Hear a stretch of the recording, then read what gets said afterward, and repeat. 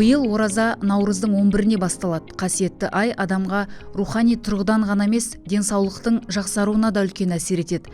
Яғни медицинаның өзі ауыз бекіту ағзамызды оңалта алатынын растап отыр. Ашығу денедегі май құрамының азаюымен қатар холестерин мөлшерін бәсеңдетеді, қанның қоюлануының алдын алады. Адамда жаңа күш-қуат пайда болады.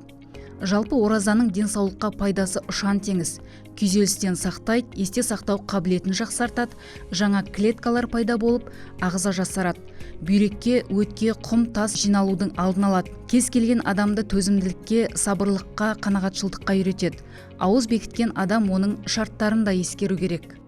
Бұл Рамазан айының оразасын ұстау исламдағы 5 парыздың бірі.